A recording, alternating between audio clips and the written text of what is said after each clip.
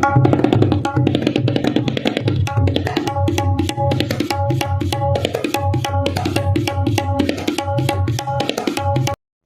महानगरपालिका निवडणुकीच्या पार्श्वभूमीवर आज भारतीय जनता पार्टीच्या बैठकीचे आयोजन महाराष्ट्र राज्याचे ग्रामविकास मंत्री भाजप नेते गिरीश महाजन यांच्या प्रमुख उपस्थितीमध्ये यावेळी करण्यात आले होते. यावेळी भारतीय जनता पार्टीमध्ये अनेक इच्छुक उमेदवारांनी या बैठकीला आपली हजेरी लावली असून लवकरच तिकिटांचे वाटप हे जाहीर करण्यात येणार असल्याची माहिती यावेळी भाजप नेते गिरीश महाजन यांनी आज दिनांक 27 डिसेंबर रोजी संध्याकाळी 7 वाजता या बैठकीत यावेळी दिली आहे. या बैठकीप्रसंगी भारतीय जनता पार्टीचे नेते गिरीश महाजन, भाजप आमदार सुरेश भोडे, भाजप आमदार मंगेश चव्हाण, माजी नगरसेवक नितीन लड्डा, भारतीय जनता पार्टीचे जिल्हाध्यक्ष दीपक सूर्यवंशी तसेच महिला प्रदेश उपाध्यक्ष केतकी पाटील यांची यावेळी उपस्थिती होती. कोर्ट चौकातील मंत्री गिरीश महाजन यांच्या संपर्क कार्यालयात ही बैठक पार पडली. जळगाव जिल्हा आपला बालेकिल्ला आहे, जळगाव शहर आपला बालेकिल्ला आहे, त्यामुळे इथलं फार मी टेन्शन घेतलेलं नाही. मी मामांना म्हटलं, मी दादांना म्हटलं की आपण सांभाळायचं काम आपण सगळी छाननी करा, इंटरव्ह्यू पण घ्या, शेवटी एखाद दिवस मी घेऊन जाईल. आणि म्हणून मी या ठिकाणी आपल्यामध्ये आलेलो आहे. त्याच्या नाशिकला ते हेलिकॉप्टर तिकडे गेलो असतो, पण आपल्याला निवडणूक फार साधेपणाने घ्यायची नाही. कुठली निवडणूक असो फार आपण ओव्हरकॉन्फिडन्समध्ये जाता कामा नये. अन्यथा सगळं आपलं जाईल, समोर कोणी नाही, ही वस्तुस्थिती आहे. तुम्ही तर काही नाही, पण शेवटपर्यंत आपण अलर्ट राहिलं पाहिजे. लोकसभेला आपण म्हणतो की 400 पार सगळ्यांना वाटत होतं, त्यावेळेला काही नाही. मी पण म्हणतो उत्तर महाराष्ट्रामध्ये एकही जागा समोरची येणार नाही, पण परिस्थिती बदलली.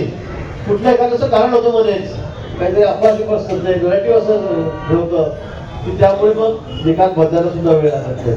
आणि म्हणून मला असं वाटतं की शेवटपर्यंत जोपर्यंत मतदार पेटीपर्यंत जात नाही, मतदान टाकत नाही, आता पेटी नाही आहे, आता आपल्याला फक्त बटन दाबायचं आहे.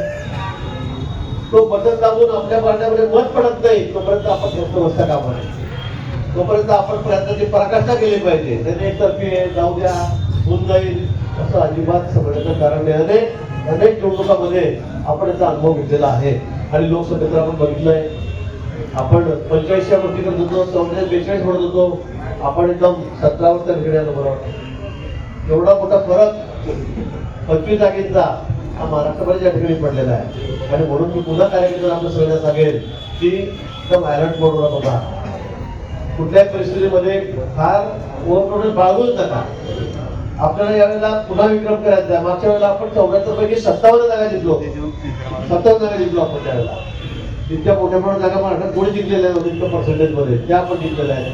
त्यावेळेला वरतून आपलं ठरलं की युती जायचं आहे, महायुती जायचं आहे. तुला मोहम्मद येऊन गेले, त्यांनी आग्रह केला. आपण म्हटलं त्याला आपल्याला संघर्ष काय, कारण समोर कुठला पक्षच राहिलेला नाही, उभा राहायचं काही नाही. सर्व समाजच्या राष्ट्रवादी काँग्रेसचं काही नाही, काँग्रेसचं काहीच नाही, कोणीच नाही. मग लढायचं कोणी, तर आपण दोघांनी लढायचं, आपण मागणी करायची, आपण मारामाऱ्या करायच्या.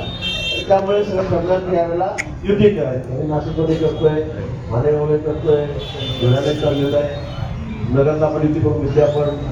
आणि म्हणून आपण समजा तेव्हा युतीमध्ये जायचं. आणि म्हणून युतीचं बोलणं सुरू आहे.